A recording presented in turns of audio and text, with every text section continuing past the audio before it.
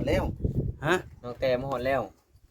น้องแต่แชทมาหาข่อยกินนี่โอ้มาฮอดแล้วพอตอนนี้หาอยู่น้ำซุมบ่จิตนะ โอ้อยู่ซิโนนี่บ่อยู่บ้านนานกเขียนว่ะบ้านนานกเขียนนี่ก็ฮอดแล้วซะนะนี่เฮาสิมื้อบ่ซะบัดนี้โอ้จังหวะนี่ล่ะเด้อสิเมืองหรือบ่เนาะบ้านมาฮอดเรียบร้อยแล้วเนาะแม่นน้องเพิ่นแชทมาหากินว่าอ่าซุมบ่จิตไปรับเอ่บ่จิตว่าแชทมารับกำลังกินข้าวอยู่ว่ะแล้วอันขึ้นเฮือนขึ้นชานในมื้อใดเบาอันตาม ก็คือขึ้นเฮือนขึ้นชาตินี่เดี๋ยวบ่เอ็นสิอธิบายเด้อทางผู้หลักผู้ใหญ่เพิ่นว่าให้ขึ้นใน2มื้อนี่26กับ29ให้เลือกเอามื้อใดมื้อหนึงวันที่26สิมานี่บ่แม่น6 FC เดี๋ยวค่อยถามเจ้าบัดนี้ FC เขาเห็นมาหลายว่าให้บ่าวบอสกับบ่าวอุลิมาใส่ก้อนล็อกให้ในเด้อเพิ่นว่าหั่นน่ะเอาใช่แล้วบ่ได้อยู่ดอกมาอื่นสร้างมาก่อนก็สิมาเฮ็ดให้อยู่ดอกตอนนี้มันถามเข้ามาว่าผู้ใหญ่เพิ่นก็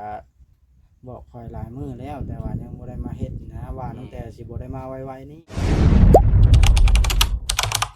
อย่าลืมกดติดตามเพื่อเป็นกำลังใจให้ผมด้วยนะครับทุกคนขอบคุณมากๆครับพี่น้องไปเปิดภาพขึ้นก็ได้เนาะปอโตคอกงัวลุงวันชัยคือแปลนแท้บ้านนี่ฮะมันเข้ามาทักทายทั้งเพื่อนบ้านน้องแต่ซะก่อนพี่น้องลุงวันชัยอยู่จังใดหาทักทายสบายดีเบิดสองคนเด้อ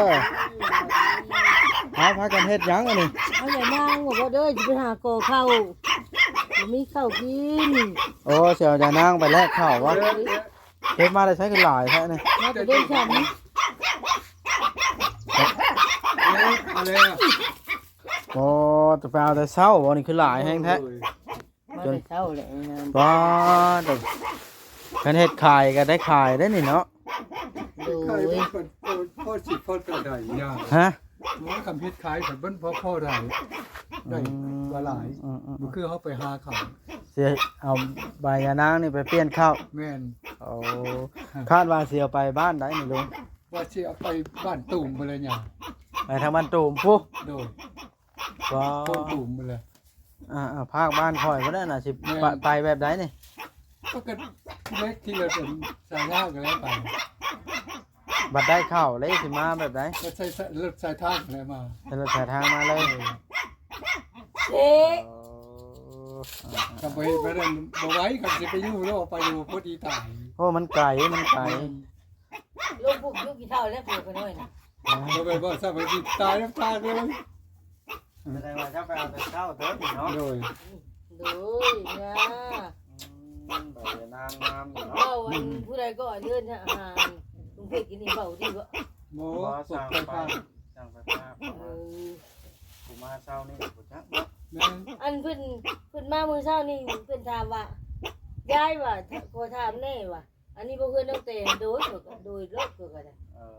โดยตัวยายว่ะโดยเหรอวะท่านเห็นคนแปลกหน้าเลยเพิ่นสั่งให้โดยรถว่าบ่ดีบ่เด้อโดยได้ดีเนาะบ่จะว่าบ่มันเป็นคำสุภาพของภาษาลาวเฮาเนาะลูกเนาะแม่นอันเป็นไผก็เด้อก็โดยได้คือเพิ่นก็เพิ่นถามมันถามนี่โดยทั้งเทื่อก็เนาะบ่ฮู้แล้วหน่อไม้เจ้ายังหลายเบิดยามแลกเข้าแล้วได้นี่มันเป็นปีเดือนปีกาอะไรง่ายมันขวางปีได้ถิ่มได้ป่ะน่ะมันเป็นของถิ่มซื่อพระเจ้าบอกไปแลกแต่มันมีราคาเฮ้ยบ่ทันอันนี้บ่แม่นบ่นี่แม่นนั่นแหละแม่นนั่นแหละมาเก็บผักกาไผคนมาเก็บข้าวไผเอาลูกนั่นแล้วว่ะมื้ออื่นแล้วว่าเราสิมาแล้วว่าอันบอกว่าเด้ออันเพิ่นบอกว่านี่แหละมื้ออื่นแหละสิมาเข้าไฟน้องแก่เจ้าก็คือยังบ่มีอยู่เนาะบ่สิก็เลยก็บ่ฮู้สิไทยเป็นธงบ่บาดน่ะโดยเอามีแต่ใบงามเนาะเขียวครับเมียไปบ่เช้านี่ไปแต่เจ้าผู้เดียวมื้อนั้นไปขอข้าวทางบ้านข่อยบ่ได้บ่หรือว่าจังได๋ได้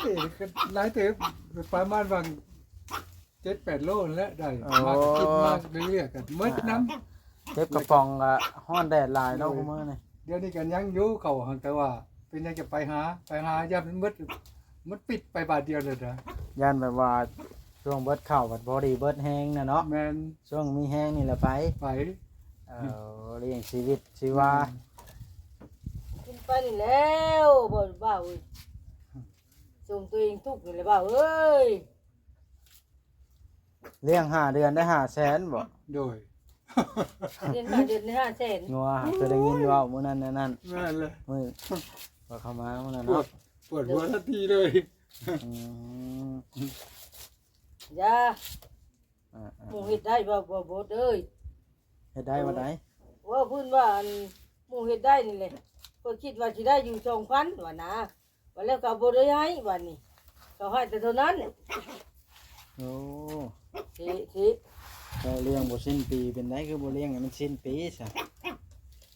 สิ้นปีปัดมันยากไปนี่แหละยายลำบากไปนี่แหละทางไปทางมาจะกระเด็นแล่นง่วเนี่ยจะกระเล่นไปหาข้าวกินเนี่ยโอ้ยบ่ไหว เออ มันหลายทางไงนะ มันหลายทิศหลายทางเนาะ แม่นหลายมันเป็นซับทุ่มเนี่ย อืมเอ้าไปทางใดตัวเวียงเดี๋ยวนี้กลับแล้วบ่ได้นี่โอ้ยตัวเวียงกลับปะกันแล้วเพิ่นนั่งเช่าห่มเฮาออกมาถ่ายคลิป บ่เวียงขอได้20,000ป้าเทื่อนั้นเพื่อนบ่ได้ให้หมู่ได้เทื่อนั้นก็ได้โอ้ยบ่เป็นแล้วบ่เวียงคือเจ้านี่ที่เด้อวะ เป็นว่าได้ว้าวไปแม่ตู้ปั่นก็ได้เนาะ เราหยอกเล่าแล้ว แบบนี้แหละตอนน่ะยังกินเรื่องเป็นเล่าวกันจะเว้ากับชายบุญแม่แม่ตู้ปั่นเจ้าก็ได้ เราหยอกเล่าแล้ว เนาะวันตู้วันชัย เราก็ยังเราหยอกเขาว่ะอันนี้ทุกวันมื้อใดสิเอาผัวใหม่ว่ะ ว่าวันนั้นว่า เราก็ยังเราหยอกเขาเพราะว่าหยอกเรา ว่ามัน แล้วก็พากันหัวเลยน่ะแล้วก็หัวอยู่ว่าหยอกเด้อชัวร์แบบเคยหยอกกันเด้บ่าวชัวร์เคยหยอกกันตลอดหยอกกับเราอ่ะกันเห็นกันแล้วก็หยอกกัน อ่ะมีแต่ว่ามื้อใดก็สิไปในมื้ออื่นบ่ เมื่อฮื้อเนี่ย อยากเลยนะ ไปก็ไปทุนเขา อาจจะนางไปหาขอข้าวอีกได้ โดย อีก2 มื้อเนาะ แม่น มันสิบ่เหี่ยวเบิดบ่หรือใส่น้ำไว้ เอาได้ใส่น้ำใส่ทุกอย่างไว้ดิ เอาปูดใส่ แม่นก็ว่าโอ้แกะกองยาก็คือว่าแล้วเรียบร้อย อืม เนี่ยใบบากๆอยู่เนาะ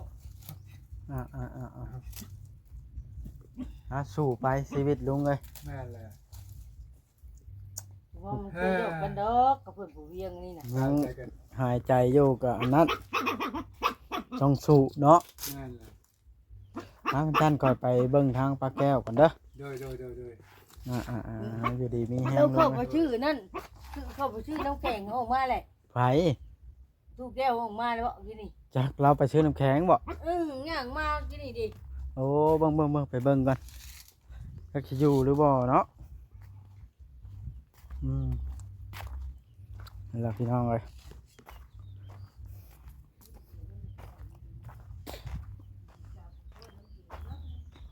ไปเบิ่งทางตู้แก้วก่อนเข้ามานี่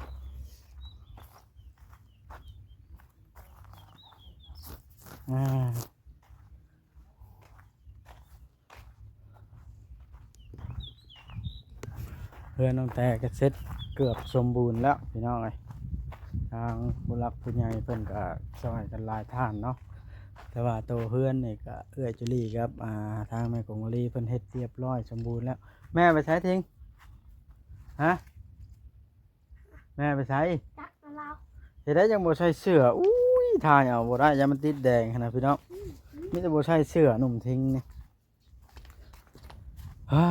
ค่ำมืดแล้วเฮาก็บ่ฮู้นี่พี่น้องเอ้ยเฮือนก็ได้ว่าสิขึ้นมื้อใดพี่น้องเอ้ยเนาะเพราะว่าได้ยินทางบอกเห็นว่าน้องแต่เพิ่นสิกลับมานี่ว่าซั่นแต่ว่าเฮาที่เฮาถ่ายคลิปนี่ก็บ่แม่นเวียกเฮาดอกพี่น้องเอ้ยเนาะเวียกเฮาก็คือมาเฮ็ดเฮือนพระแก้วพี่ละแต่ว่ายังบ่ทันฮอดมื้อมันมื้ออื่น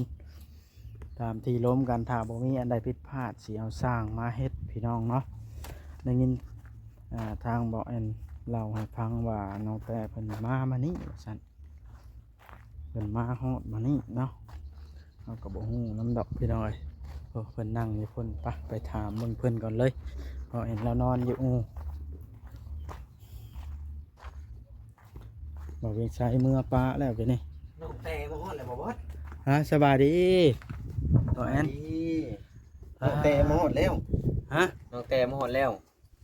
น้องแต่แชทมาหาข่อยกินนี่ โอ้มาฮอดแล้ว ว่าตอนนี้หาอยู่น้ำซุมบ่จิตนะ โอ้อยู่ซิโนนี่ว่า อยู่บรรณานกเขียนว่ะ บ้านนานกเขียน นี่ ก็ฮอดแล้วซะนะ แม่นเฮาสิมื้อบ่ซะบัดนี้ โอ้จังหวะนี่ล่ะเด้อสิเมืองหรือบ่เนาะบ้านมาฮอดเรียบร้อยแล้วเนาะ แม่นน้องบ่แชทมาหากินว่าอ่าซุมบ่จิตไปรับ เอ่ บ่จิตว่าแซนมารับกำลังกินข้าวอยู่ว่ะ แล้วอันขึ้นเฮือนขึ้นชานในมื้อใดเบาแอนตาม ก็คือขึ้นเฮือนขึ้นชาตินี่เดี๋ยวบ่เอ็นสิอธิบายเด้อทางผู้รับผู้ใหญ่เพิ่นว่าให้ขึ้นใน2มื้อนี่26กับ29ให้เลือกเอามื้อใดมื้อหนึง วันที่26สิมานี่บ่ แม่น26สิมานี่แหละหรือว่าถ้าบ่ทัน26กับ29ให้เลือกใน2มื้อนี่และที่นี่หลังจากที่น้องแต่มาในความคิดของแม่นเผื่อสิถ่ายมาวันที่29แหละจะมันดนเกินไปนะแม่นก็เลยว่าเลือกวันที่26โอเคบ่เจ้าว่า อีกอย่างตั้งแต่ก็มาแล้วเนาะ แม่น้องแต่มาคันว่าสิถ่ายหมดพุ่นมันก็สิดนเกินไปนะ น้องแต่มานี่เพิ่นสิมานอนเฮือนไฟ3ได้คืนนี่ น้องแต่มานี่ว่าสินอนในตารางว่ะ ตารางเฮือนนี่ แม่น เว้าไปกลางค่ำกลางคืนในสนามบ่ย่านบ่ ตัวนี้เฮาก็ยังบ่แน่ใจนั่นแหละเพราะผู้หลักผู้ใหญ่ว่าให้นอนอยู่ตารางก่อนหรือว่าสิ โอ้ย เฮ็ดจังได๋ขึ้นเลยบ่มาฮอด จักแล้วก็แล้วแต่แล้วอันนั้นก็ได้นอนอยู่เพื่อนใกล้เพื่อนบ้านตัวเองนี่แหละซะก่อน ตัวนี้บ่แอนก็ยังบ่ฮู้เด้อว่าเพิ่นสินอนอันใด แล้วแต่เพิ่นเนาะ แต่ว่าในความคิดของผู้ใหญ่ถ่ายมันฮอดมื้อดีๆนะ วันนี้วันที่ 23 3นึงวันที่ สี่ 3 สาม โอ้ย สาม 3มื้อเนาะวันชาคืนวันที่3คืนวันที่24คืนวันที่25ยัง3คืนเนาะ แม่นก็จะคิดจังได๋เพราะว่ามันมื้อดีมีแต่26กับ29หัวหน้าว่าตามเพิ่นว่าหั่นแหละ ที่แรกๆว่าน้องแตนน่ะสิมาพุ่นแหละมื้ออื่นคือแล้วทีนี้แบบว่ามันบ่มีรถออกมาส่งอะนะส่งอยู่ทางใหญ่แล้วทีนี้ประสบว่ามีรถไถออกมาเพิ่นก็เลยออกมาเลย โอ้ แล้วก็บ่ฮู้บ้านเพิ่นอยู่ไส เพิ่นมากับไผบ่แอน ตัวนี้ทางบ่แอนก็ยังบ่ได้ถามว่ามากับไผเด้อตัวนี้ เอา มีแต่ว่าน้องแตนสิมามื้อนี้เฮาก็บ่ฮู้ว่าเพิ่นมากับผัวบ่หรือว่าผัวเพิ่นบ่ได้มานำก็ยังบ่แน่ใจ โดยแล้วก็คือเห็นในคลิปเจ้าก็คุยกันอยู่ซั่นน่ะ ค่อยคุยหลายมื้อแล้วเด้ แม่นว่า 2-3มื้อขึ้นหลังแล้ว โอ้แต่ว่าคลิปเช้านี่แหละนั่งเว้าซื่อๆบ่ มีแต่ว่านั่งเว้าซื่อ ยังบ่ได้ติดต่อกับเพิ่น ๆมีแต่ว่านั่งแจ้ง FC ว่าน้องแตสิเดินทางมา แล้วก็ยังบ่ได้ถามต่อว่าน้องแต่สิมากับไผมาผู้เดียวบ่ประมาณนี้นะบ่บ่ นี่แหละมามื้อนี้ก็มาจ่ายค่าเช่าให้บ่าวโอลิ สั่งเวียงตัดเสา แต่ว่าจ่ายให้บ่าวโอลิไปแล้ว300,000เพิ่นสิเอาไปช่างเพียงบ่หรือว่าสิไปใช้กะอันนี้ก็สุดแล้วแต่เพิ่น 300,000 300,000ถือว่าเช่าโอเคหลาย โอ้ไม่แก่นได้เสาฮะ ยกโป้งามแฮง ช่างเวียงเมาเนาะเห็นบ่เราตัดเสาสร้างกันปลาแก้วมา แหมมันแก่นโพดเช่าอันนี้เวลาตอกตะปูตอกบ่เข้า แล้วก็ FC ใช่นะ เดี๋ยวค่อยถามเจ้าบัดนี้ ฮะ FC เขาเห็นมาหลายว่าให้บ่าวบอสกับบ่าวโอลิมาใส่ก้อนล็อกให้ในเด้อเพิ่นว่าหั่นน่ะ เอา ใช่แล้วบ่ ได้อยู่ดอกมาอื่นสร้างมาก่อนก็สิมาเฮ็ดให้อยู่ดอกตอน เนี่ นี้ ย ฮะ มันถามกันมาว่า เพราะว่าผู้ใหญ่เพิ่นก็บอกคอยหลายมื้อแล้ว แต่ว่ายังบ่ได้มาเฮ็ดนะว่าตั้งแต่สิบ่ได้มาไวๆนี่เด้ใช่ ว่าวันที่29อ่ะเนาะ บ่ก็เลยบ่รีบปานใดมีแต่ว่าพุ่นแหละบ่หยังไดมื้ออื่นข้อยสิเอาเข้ามาเฮ็ดให้ มื้อแรกเขาไปสิคนคลองมา ตามจุดประสงค์ของผู้ใหญ่เพิ่นเนาะ แม่นเพราะว่าที่แรกเขาว่าสิเอามาแล้วที่นี่ประตูมันบ่มีกระล็อกข้างหลังหั้นนะเอาก็คิดไว้เพื่อว่าในเฮือนช่างก็มีบันไดเด้ไปก่ายบันไดขึ้นทางหน้าต่างเฮ็ดได้ ทางใดก็โอ้ยบ่ปลอดภัยนะคันนั้นเอามาบ่มีหรอกเนาะ แม่นล็อกทางนี้ก็ได้อยู่แต่ว่ามันไปทางหลังมันบ่ได้ล็อกก็เลยว่าโอ้บอกผู้หลักผู้ใหญ่เพิ่นว่าเดี๋ยวสิให้ลานะครับใส่สเล็งมาให้ โอ้ จ้าของนะพอไปนะครับซาเล้งบ่เป็น อ่า มันหนักเกินไปคันมีรีโววีโวข้อมูลนี่น่าจะเป็นอยู่ เจ้าดาวอ้าวสิยากหยังบอกแม่น เงินเดือนเดือนละ3-4,000อยู่ไปดาวรีโวเอามาได้ใช้น่ะ อ้าวข่อยก็ยังเดือนละ100 บาท200 บาทข่อยคือดาวซะ เจ้าเลยมีเงินส่วนอย่างมาแต่ก่อน สู้ไปนี่แหล้วบอกแม่นเลยเฮาก็ได้ ค่อยว่า ได้ถ้าอยาก ถือ ได้ เลข เนาะ คืนนี้เหรอถือเลขถือกระท่ายมัน57 ซื้อเลขบ่เด้นะเขาบ่ถือว่า ถือ57แต่เขาซื้อแต่6โตวเขาบ่ได้ซื้อ2โตว เยอะก็ได้เงินเลขท้ายแล้วเด้ ได้ใช่บ่ จะซื้อในแอปบ่ บ่ เอา ซื้อใน ว่า ห้าง ซื้อในแอป เขาบ่มีเงินแอปบ่มีเงินธนาคารตอนนี้นะขนาดเติมเงินยังหาจะเติมให้เลย เสียให้ข่อยหรือบ่ให้ข่อยเติมให้นะ 10,000ค่าเติม สาเติมจังแสนนะเสีย10,000 แม่น อ๋อแต่เอา2แสนนั้นได้ซะคือบ่ให้ข่อย 200,000ก็ให้แล้ว10,000ก็ให้ไปแล้ว เอาไปบ่แอนเลยอ่ะ เอาบอสโกงข่อยพี่น้องเอ้ย เอามีแต่ว่าแนวนั้นแหละบ่แอนเลยข่อยก็สิได้กลับก่อนบ้านนะ ข่อยก็สิได้กลับคือกัน หิว เพราะ ข้าว ข่อยก็หิว แห้ง ข้าวข่อยก็สิบ่ได้ท่าแล้วน้องแต่ก็มีแต่ว่า อ่า ให้ทางบ่จิตเพิ่นดำเนินงานต่อโอ้เพิ่นก็ทำงานคือกันนะมีแต่ว่าให้บ่จิตพาเพิ่นมาส่งคนเทือนเนาะ รถข่อยก็ตากแดดถึงแล้วเบ้าดิเพิ่นก็แล่นก่อนแล้วข่อยสิกลับก่อนได้บ่แอนเด้อ ก็กลับคือกันเลย มันฮ้อนแดดหิวข้าว เดี๋ยวงามมื้อแรงพุ่นแหละบ่ทิ้ง เอาพี่น้องไอ้บ้านนี่ก็คือทางเฮาก็สิได้เดินทางกลับก่อนพี่น้องเอ้ยเนาะทางแบบจิตเบาเพิ่นกำลังเอาน้องแต่เข้ามาว่าซั่นเนาะเฮาก็สิได้กลับก่อนบ่แอนเพิ่นว่าน้องแต่มาฮอดแล้วเฮาก็บ่จักแนวสิลมน้ำเพิ่นพี่น้องเอ้ยเว้าง่ายๆซะเพราะว่ามันบ่มีเวียกเฮาเลยเด้เนาะถ้าจะมาเฮ็ดเรื่องเพื่อนปลาแก้วพี่ละเฮาก็ได้เนาะกันเว้าหลายก็เว้าบ่ได้พี่น้องเรื่องความเก่านั่นFC เพิ่นสิว่าแต่เว้าเรื่องเก่าทวงบุญคุณจังซั่นจังซี่มีแนวใดก็ให้ FC พิจารณาเอาพี่น้องมีแต่ว่ามาอื่นทางเฮาสิทำหน้าที่ของเฮาให้มันแล้วมันทั่วซะก่อนพี่น้องเอ้ยจามจุดประสงค์ของผู้ใหญ่เพิ่นบอกมาให้มาใช้ก่อนตัวนี้ที่แรกก็ว่าผู้ใหญ่เพิ่นบอกหลายมื้อแล้วล่ะว่าสิใส่ให้แล้วแต่ว่าคิดว่าตั้งแต่สิบ่ทันได้มาไวปานนี้พี่น้องเอ้ยเฮาสิมาเฮ็ดให้มันแล้วเด้อพี่น้องเด้อเนาะบ่ต้องห่วงงานเฮาต้องทำให้มันสำเร็จอยู่แล้วที่ผู้ใหญ่เพิ่นมอบมาให้เนาะขนาดเฮือนหลังบักใหญ่หลังนี้เป็นหลังพากันคุมงานกระเบาอลิยังจนแล้ว ประชากรอันนั้นพี่น้องเอ้ยบ่เกินมื้อบ่เกินชั่วโมงจ้ะกันเฮ็ดฮะต้องขออภัยทาง FC หลายๆเด้อที่บ่เฮ็ดให้มันแล้วไวเพราะว่า คือว่าละมันหลายอันหลายอย่างเวียกก็มาก็บ่ตรงกันนะพี่น้องเนาะบัดนี้เฮาก็สิได้กลับก่อนพี่น้องเอ้ยเพราะว่ามันอยู่ก็คือว่าละมันอยากมันอยากอายกันพี่น้องเอ้ยเห็นหน้ากันก็ได้เพราะว่าคนเคยคุยกันนกมัวหัวมวนปกติแล้วแต่ว่ามาบัดนี้ครับคือคนช่างกันแห้งบัดเดียวนะบ่ฮู้ว่าเกิดหยังขึ้นพี่น้องเฮาคือบ่ได้เฮ็ดทำลายน้องเพิ่นหยังนะเพิ่นให้ไปช่วยก็แล้วแต่เพิ่นบาดนะกลับก่อนพี่น้องเอ้ยหิวข้าวนั่นแหละสิมื้อหากินข้าวกินน้ำอยู่เฮือนพุ่นล่ะบาดนี่ฝนก็สิตกแล้วพี่น้องเอ้ยเอาบาดนี่บ่แม่นบ่กลับพร้อมบ่ ครับทางกล้องได้สิ โอ้ขาทางกล้องอยู่ไสน่ะ เจ้าเลย โอ้ย บ่ต้นเงินทัน ว่าออกไปทั่วบ่แม่นก็ได้ นี่เลขเขาชื่อคืนนี่ มันบ่ค่อยจะเสื้อพอ ชื่อนี่เลขคืนจามปิวไปทางใดให้บ่อุลิบ่อยู่นี่เด้นี่บ่บดนี่นี่เนี่ยนี่ชื่อทองปอก ชื่อคนเลขเนาะที่แม่นนะ ไปกดได้ สิได้เนาะตามแล้ว2ตัวท้ายเนาะ ถ่ายตามแล้วเปิดมั่นใจแห้งแล้วพอมันต้องออกนี่ครับว่า แล้วออกอีหลี อ บ่ อกนี่แต่ว่า โอ้คำมั่นใจแห้งเขาเจ้าก็ชื่อ2ตัวแล้วว่า มัน ปลา บ่ จะ ได้ ว่าว กระบะครับว่า ก็จะเว้าไปซื่อๆนะ บ่มั่นใจรีพอเขาได้เก็บเงินในนี้นี่ ฮะ ไปเก็บเลขเงินนะบอกเขาอีก เอาบาทนี่พี่น้องเอ้ย